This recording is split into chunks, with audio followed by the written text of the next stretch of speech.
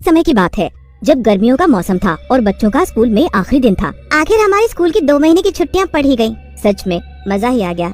अब हम रोज नदी के किनारे खेलने जाया करेंगे। हाँ हाँ बिल्कुल। मीनल और शीतल खुशी खुशी अपने घर जाती हैं। मीनल अपनी माँ को छुट्टियों के बारे में बताती है। अरे ये तो बहुत अच्छा हो गया। अच्छा एक काम कर, अब अपने बाबूजी को ये खाने का डब्बा दे आ। मीनल खाने का डब्बा लेकर खेतों की तरफ जाती है जहाँ उसके बाबूजी गर्मी में बैठे पसीना पोंछ रहे होते हैं। बाबूजी ये लो, माँ ने आपके लिए खाना भेजा है। अरे बेटी, इस गर्मी ने तो सारी भूख प्यास मार दी है। अब तो बस ऐसा लग रहा है कि पानी पिए जाओ। सच कहा आपने बाबूजी, इस साल की गर्मी की वजह से लोगों का बड़ा ही बुरा हाल हो रखा है। स्कूल वालों ने भी इसलिए हमारी छुट्टियां कर दी हैं। मीनल और उसके बाबूजी आपस में बात कर ही रहे होते हैं कि इतने में उनको अपने ऊपर छांव महसूस होती है। मीनल ऊपर आसमान में देखती है तो उसे एक बहुत बड़ा भूत ऊपर उड़ता नजर आता है।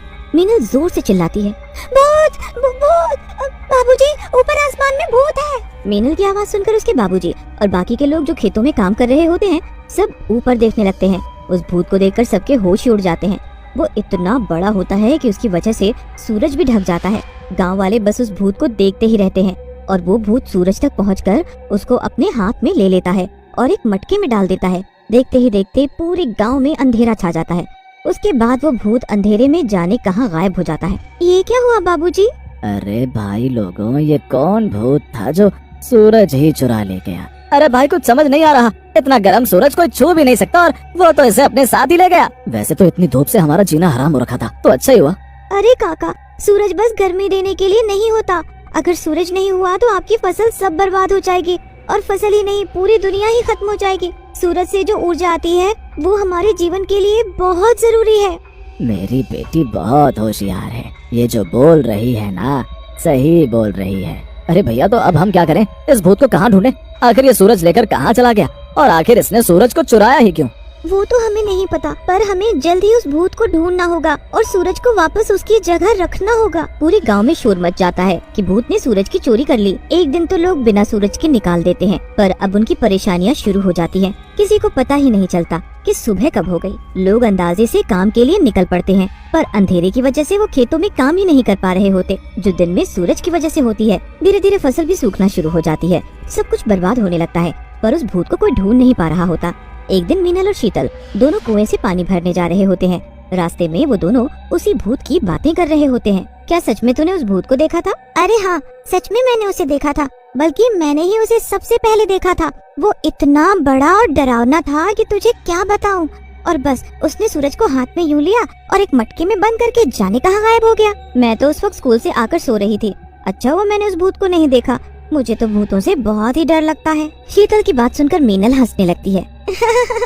पर तभी उसका ध्यान किसी बच्चे के रोने की आवाज पर जाता है। मीनल ध्यान से सुनती है तो आवाज बहुत दूर से आ रही होती है।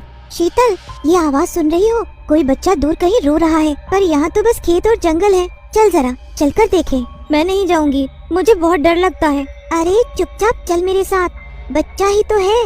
क्या हुआ?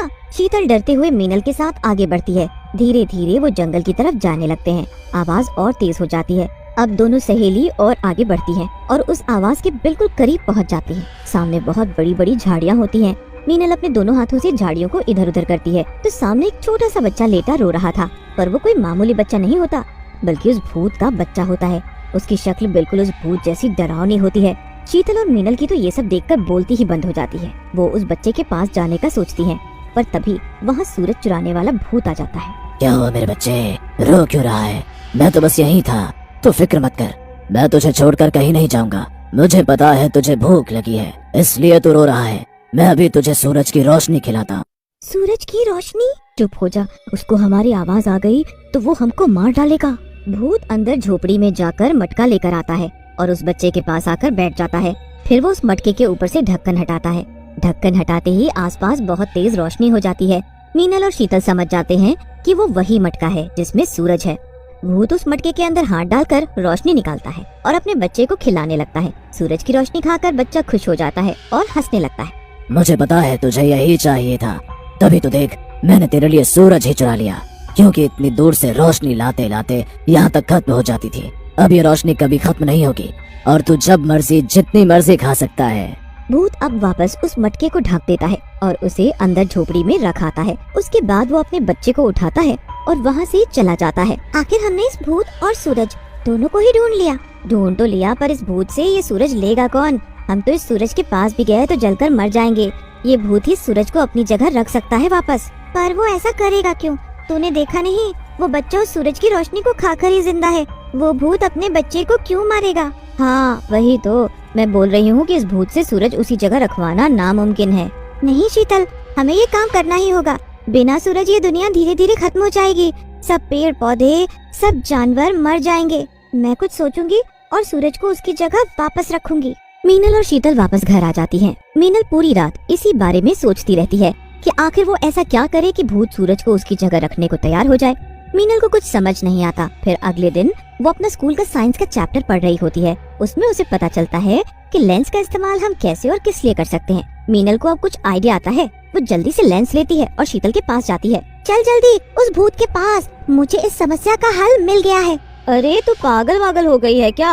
अरे यार तू चल ना, कुछ नहीं होगा। मीनल शीतल को जबरदस्ती अपने साथ ले जाती है। वो उसी जगह पहुंचते हैं जहां भूत और उसका बच्चा होता है। मीनल उस भूत के पास जाने से बहुत डरी हुई होती है, पर कैसे भी हिम्मत करके वो आगे बढ़ती है। भूत मीनल को देखकर गुस्से में लाल हो जाता है। ए लड़की, यहाँ क्या कर रही है? मरने आई है मेरे हाथों? नहीं भूत जी, मैं आपसे कुछ कहने आई हूँ। अब वो सूरज जो आपने चुराया है मुझे पता है, और आप उसकी रोशनी अपने बच्चे को खिलाते हो वो भी मैंने देखा। सूरज की रोशनी से आपका बच्चा तो जीता रहेगा, पर हमारी जिंदगी खत्म हो जाएगी। मैं बस ये लेंस आपको दिखाने लाई हूँ। इसकी मदद से आप अपने बच्चे को दूर से भी सूरज की रोशनी खिला सकते हो। ए लड़की, खबरदार जो सूरज को वापस रखने की बात की, अभी के अभी तुझे उस मटके में बंद करके राख कर दूंगा। नहीं नहीं भूत जी, ऐसा मत करना। बस प्लीज मेरी आपसे विनती है कि आप एक बार मेरी बात मान कर देखो। अगर मेरी बात झूठ निकली तो बेशक आप मुझे इस मटके में डाल देना। भूत मीनल को घूरता है और गुस्से से उसके पास आता है। पीछे छुपकर खड़ी शीतल सब देख रही होती है। भूत मीनल के एकदम पास आ जाता है।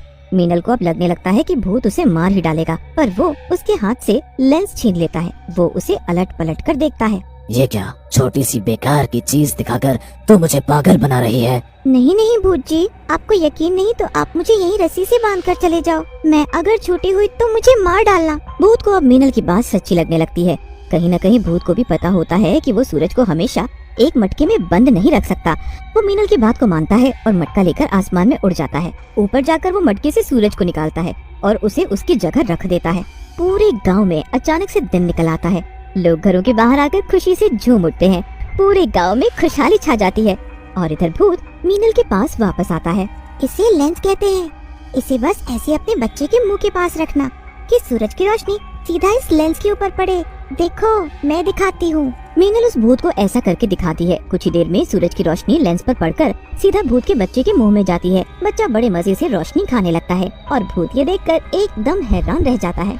ये तो तूने कमाल कर दिया लड़की, चल अब तू जा यहाँ से। मीनल और शीतल घर वापस आ जाते हैं और गाँव वालों के साथ खुशियाँ मनाते हैं। वो कभी किसी को उस भूत और उस बच्चे के बारे में नहीं बताते।